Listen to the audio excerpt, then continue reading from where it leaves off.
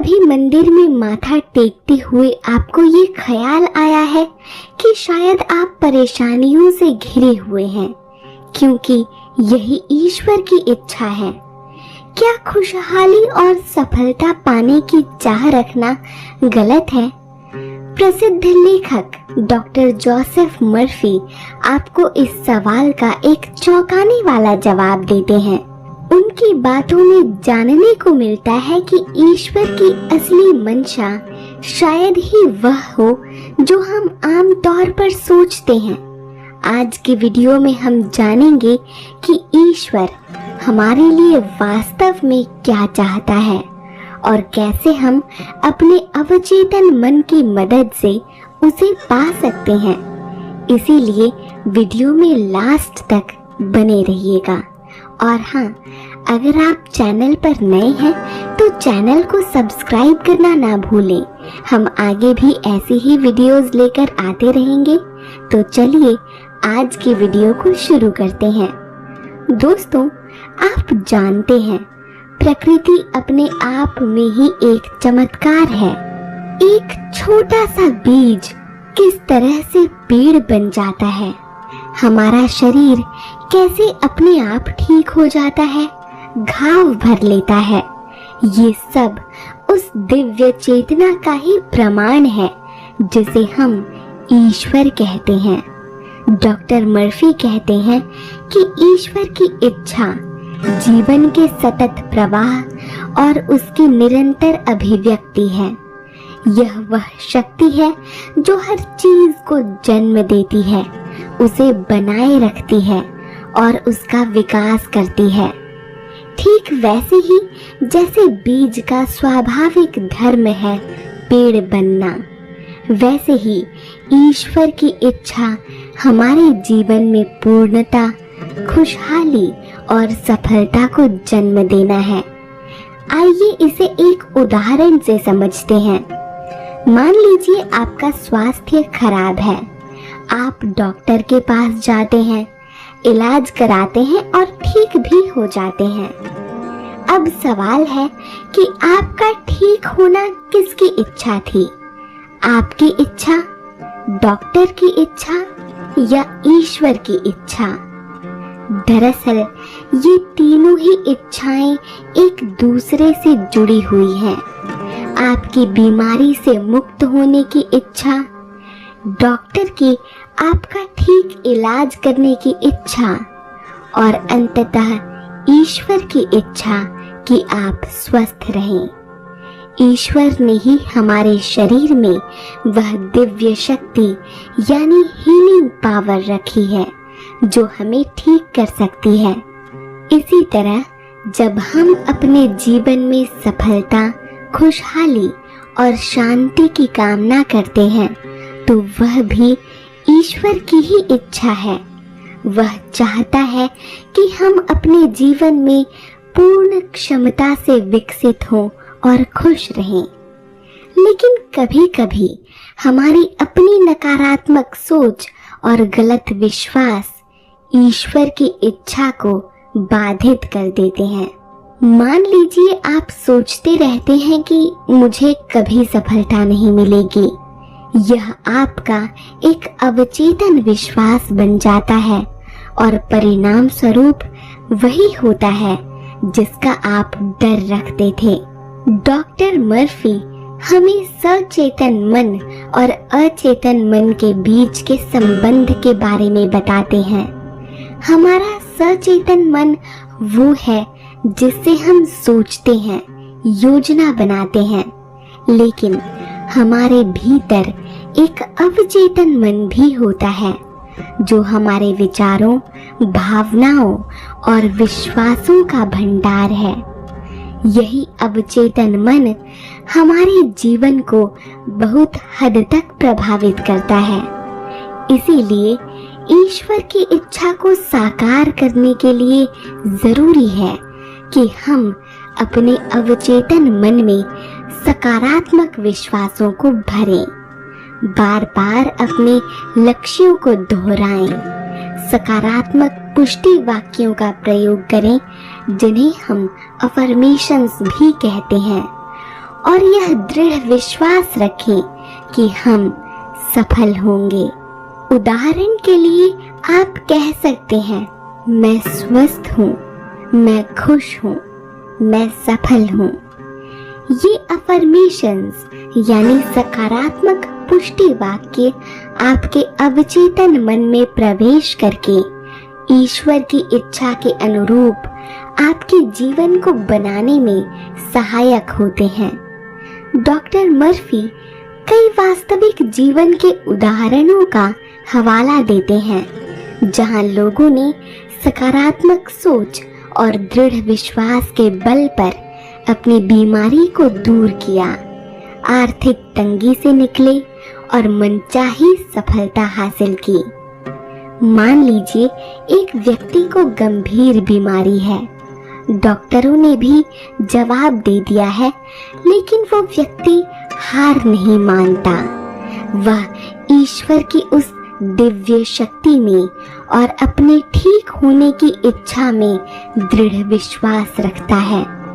वह लगातार सकारात्मक पुष्टि वाक्यों का प्रयोग करता है, शांत चित्त रहकर ध्यान करता है और स्वस्थ होने की कल्पना करता है। धीरे धीरे उसमें सुधार आने लगते हैं। डॉक्टर्स भी हैरान रह जाते हैं। यह चमत्कार नहीं, बल्कि ईश्वर की इच्छा और सकारात्मक सोच का अद्भुत प्रभाव है।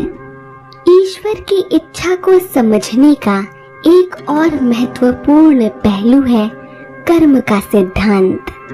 डॉक्टर मर्फी कहते हैं कि ईश्वर हमें स्वतंत्र इच्छा देता है।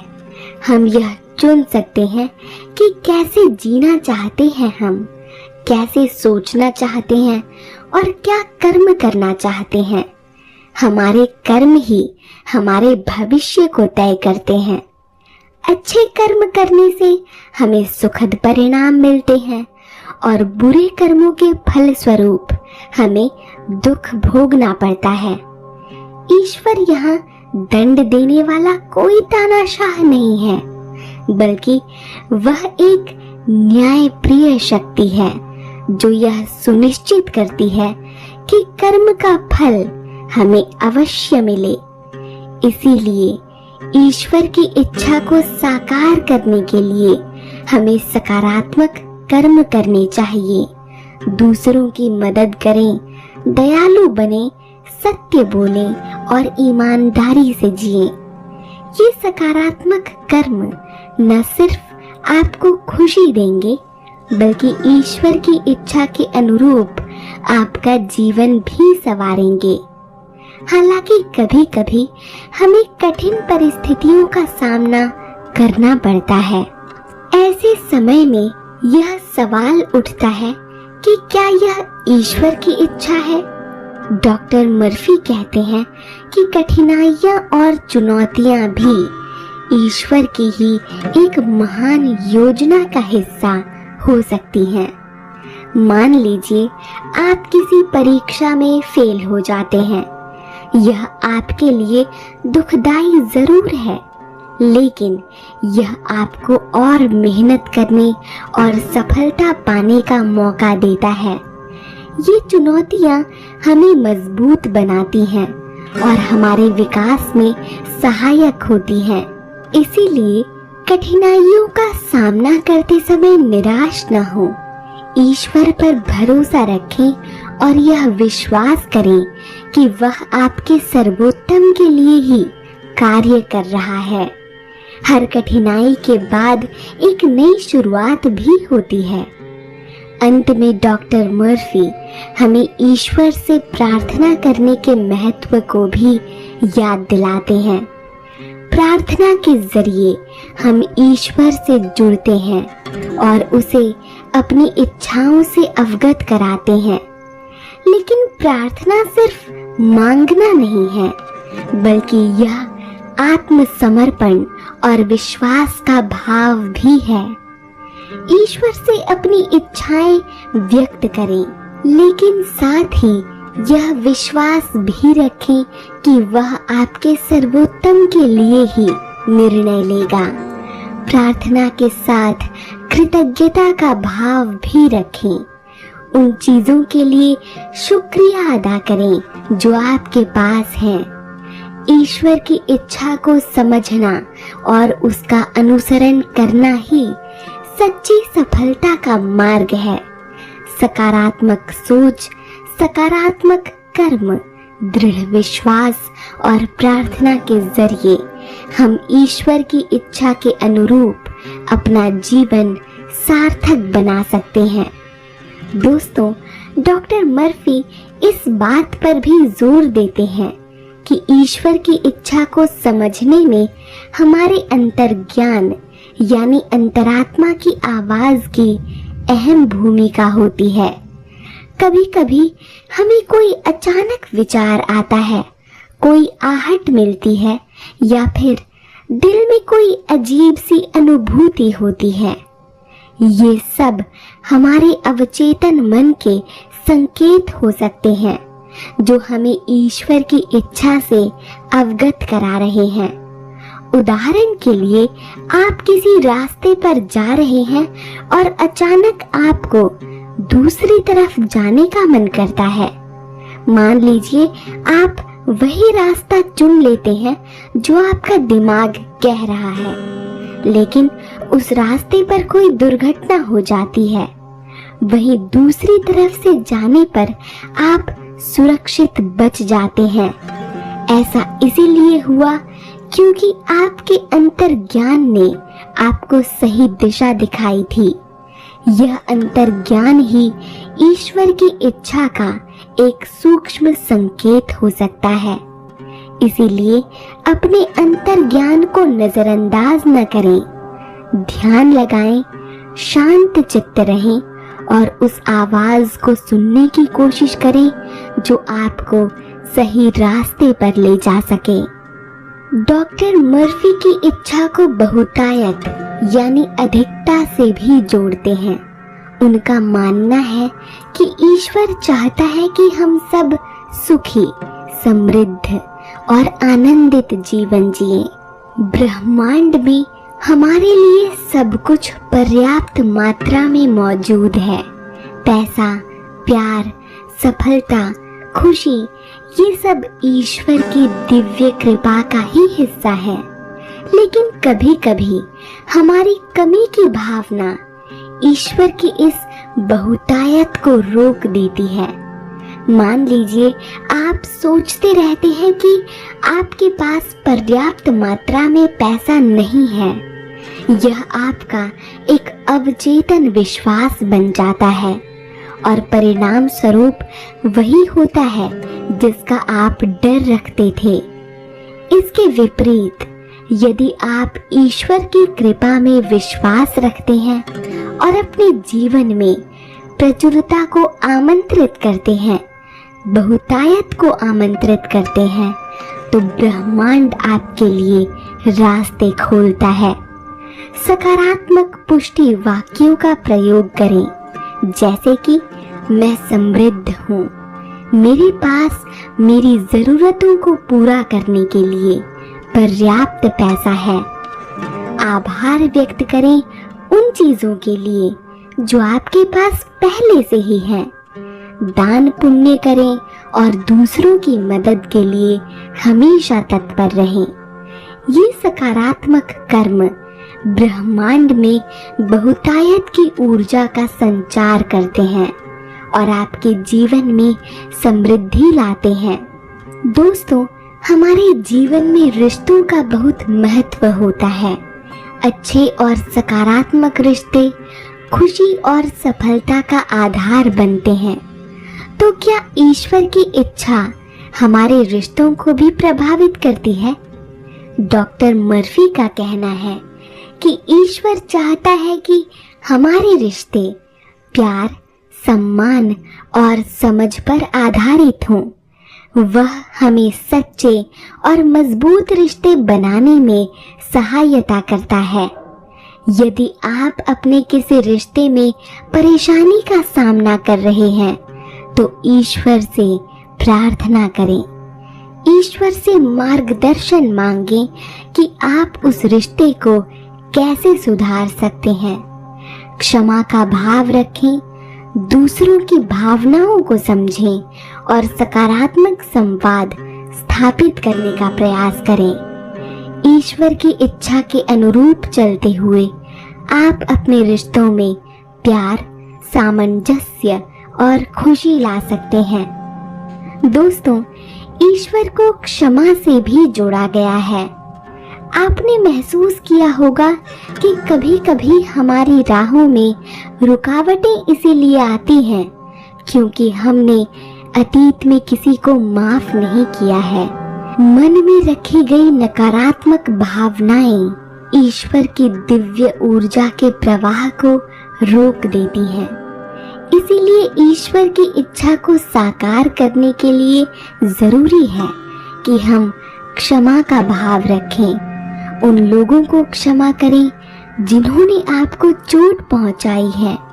गुस्से और ईर्ष्या जैसी भावनाओं को त्याग दें।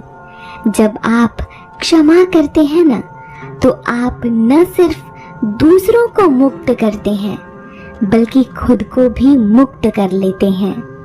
क्षमा का भाव ईश्वर की कृपा को आमंत्रित करता है और आपके जीवन में सकारात्मक बदलाव लाता है। डॉक्टर मर्फी के सिद्धांतों पर कई तरह की आलोचनाएं भी होती हैं। कुछ लोगों का कहना है कि ये सिद्धांत बहुत सरल हैं और वास्तविक दुनिया की जटिलताओं को नजरअंदाज करते हैं। यह सच है कि जीवन में कई चुनौतियां आती हैं। कभी कभी चीजें वैसी नहीं होती जैसा हम चाहते हैं, लेकिन डॉक्टर मर्फी ये नहीं कहते कि सकारात्मक सोच से सारी समस्याएं जादुई रूप से गायब हो जाएंगी।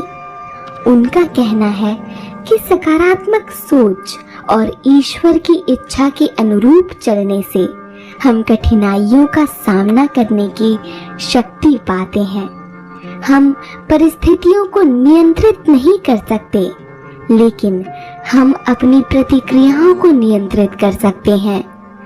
सकारात्मक दृष्टिकोण के साथ हम चुनौतियों का सामना हिम्मत और आत्मविश्वास के साथ कर सकते हैं। साथ ही यह हमें लचीला बनाता है और नई संभावनाओं को देखने में सहायता करता है। एक और आलोचना यह है कि डॉक्टर मर्फी के सिद्धांत भाग्यवाद को बढ़ावा देते हैं। भाग्यवाद का मतलब है कि सब कुछ पहले से ही तय हो चुका है और हमारे प्रयासों का कोई मतलब नहीं है। लेकिन डॉक्टर मर्फी ऐसा नहीं कहते। वह हमें स्वतंत्र इच्छा का महत्व बताते हैं। यह हम चुन सकते हैं कि हमें कैसे जीना है, हम क्या कर्म करना चाहते हैं। हमारे कर्म ही हमारे भविष्य को आकार देते हैं। इसीलिए सकारात्मक सोच और सकारात्मक कर्म ईश्वर की इच्छा के अनुरूप चलने के दो महत्वपूर्ण पहलू हैं। हम ईश्वर की कृपा का आह्वान कर सकते हैं, लेकिन हमें यह भी याद रखना चाहिए कि सफलता के लिए कठिन परिश्रम भी जरूरी है। दोस्तों, डॉक्टर जोसेफ मर्फी के सिद्धांतों को समझना ही काफी नहीं है। असल मायने में उन्हें अपने जीवन में अपनाना भी जरूरी है। तो देर किस बात की, अपनी यात्रा अभी शुरू करें। हर रोज सकारात्मक पुष्टि वाक्यों का प्रयोग करें, सकारात्मक सोच रखें और अपने लक्ष्यों को दृढ़ता से पाने का प्रयास करें। दूसरों की मदद करें, दयालु बने और क्षमा का भाव रखें। ध्यान करें और अपने अंतर्ज्ञान को सुनने का प्रयास करें। ईश्वर पर भरोसा रखें और उसकी दिव्य इच्छा के अनुरूप चलने का संकल्प लें। आप देखेंगे कि आपका जीवन धीरे धीरे सकारात्मक बदलावों की ओर अग्रसर होगा। ईश्वर की इच्छा को समझना जीवन का एक महत्वपूर्ण सबक है। यह कोई कठोर नियम नहीं है, बल्कि हमारे सर्वोत्तम के लिए बनाई गई एक दिव्य योजना है। सकारात्मक सोच, सकारात्मक कर्म, दृढ़ विश्वास, प्रार्थना, अंतर्ज्ञान और क्षमा के जरिए हम ईश्वर की इच्छा के अनुरूप अपना जीवन जी सकते हैं। याद रखें, ईश्वर हमेशा हमारे साथ है। वह हमेशा हमारा मार्गदर्शन करता है और हमें सफलता की ओर ले जाता है। बस हमें उन पर भरोसा रखना है और उनकी दिव्य इच्छा के अनुरूप चलना है। उम्मीद है दोस्तों, आपको आज की वीडियो से भी बहुत कुछ सीखने को मिला होगा। अगर आपके कोई सवाल हैं तो आप हमें अपने व्यूज कमेंट करके जरूर बताइएगा। आज की वीडियो यहीं पर खत्म होती है। आशा करती हूँ आप वीडियो को लाइक और चैनल को सब्सक्राइब जरूर करेंगे। इस वीडियो को अपना कीमती समय देने के लिए आपका हृदय से ढेर सारा धन्यवाद। मिलूंगी आपसे जल्द, तब तक के लिए नमस्कार।